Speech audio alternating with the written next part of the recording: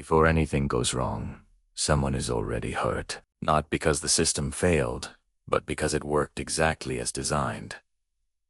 A cage opens. Procedures are followed. Everyone knows their role. And still, something unseen pushes back. The first sound isn't a roar. It's confusion, a sudden realization that coordination does not equal understanding. That moment is easy to overlook. It happens quickly. It's framed like an accident. But it quietly defines the rest of the story. From here on, every promise of control will arrive just a few seconds too late. This film is called Jurassic Park.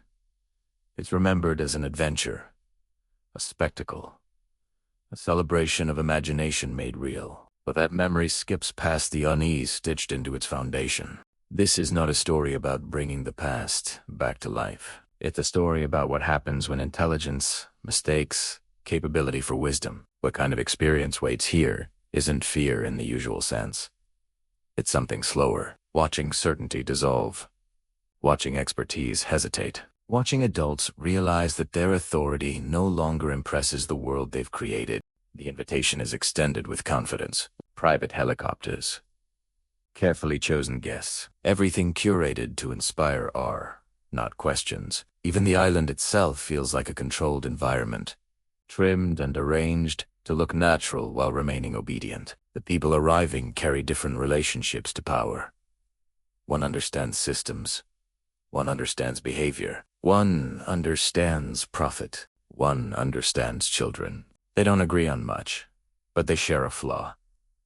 They assume observation equals safety. The island begins by rewarding that assumption. There is sunlight, order, technology, humming quietly in the background, like a promise that nothing here will be allowed to surprise anyone. When the animals are first revealed, they don't charge or threaten. They haces. They exist without concern for the audience watching them. That hesitation is mistaken for compliance. The reactions say more than the creatures ever could. Grown professionals become small, not frightened, exactly. Replaced. Their knowledge, once sufficient, suddenly feels outdated. The past isn't supposed to return like this. It's supposed to stay simplified, framed in textbooks and museums. Safe. This isn't safe because it doesn't need permission. The man responsible for all of it watches closely. Not with cruelty, with pride. He wants approval, not obedience. He wants someone to tell him that the scale of what he's done justifies the risk, that creating something impossible excuses everything required to keep it contained. He speaks of safeguards, redundancies, numbers that sound reassuring because they're precise, but precision can hide fragility, especially when it depends on people never making the wrong choice at the wrong moment. The park is designed like a story, each section revealed in sequence. Wonder first, reassurance second, profit last. It's meant to feel inevitable, like progress, finally catching up with imagination. But this is where the story quietly turns, because the island doesn't care about the order it's been assigned. A single failure begins not with malice, but with impatience. Someone decides they understand the system well enough to bend it, not break it, just adjust it. That's the danger of intelligence. It convinces itself it's entitled to shortcuts. The power falters, fences soften, boundaries blur. The island exhales. What follows isn't chaos. It's reversion. The vehicles move forward anyway, because schedules matter more than instincts. The adults keep explaining, because explanation is what they have left. The children, watching silently, sense the shift first. They don't know what's coming, but they know the rules have changed. When the environment goes quiet, it isn't peaceful. It's attentive. Rain falls. Not dramatically, indifferently. The kind of rain that erases visibility and turns technology into weight. The park's systems don't fail all at once. They ask for confirmation. They wait for commands that no longer matter. Something large moves without urgency. It doesn't need to rush. Everything it wants is already enclosed. This is where strength reveals its difference from intelligence.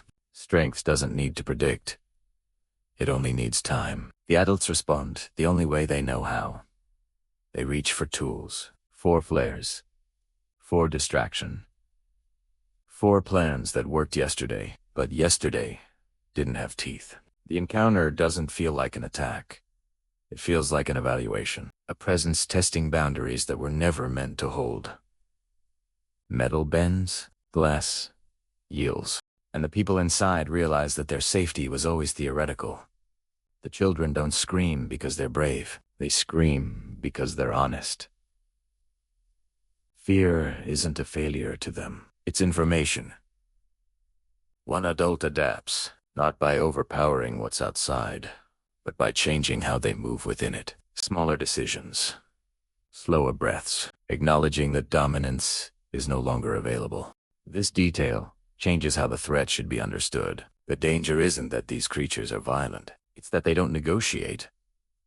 They don't recognize authority. They don't pause to be impressed. When the group is finally separated, it doesn't happen because of bad luck. It happens because the island doesn't recognize their categories. Adult chill, expert, investor. These distinctions mean nothing here. Survival becomes personal. Inside the facilities, elsewhere on the island, the illusion of control collapses more quietly. Screens go dark. Locks disengage. The park reveals what it was always hiding. Complexity layered on top of arrogance. The predators inside the fences don't celebrate freedom. They explore it, and the people who built the maze realize too late that they were never meant to run through it themselves. What happens next exposes something uncomfortable. The island doesn't feel hostile. It feels corrected, as if the presence of humans was the anomaly, and now the balance is adjusting. In the growing dark, movement becomes harder to predict. Sounds carry meaning. Again, not alarms or warnings. Breathing. Footsteps. Patience. The story. That T-point narrows its focus. Less spectacularly, more proximity. Hallways instead of horizons. Intelligence measured not by credentials, but by restraint. The film doesn't rush here. It lets the unease settle. It allows silence to stretch just long enough to feel intentional. And in that silence, a question forms that hasn't been answered yet. Not whether they can escape, but whether the world they wanted to build ever belonged to them at all.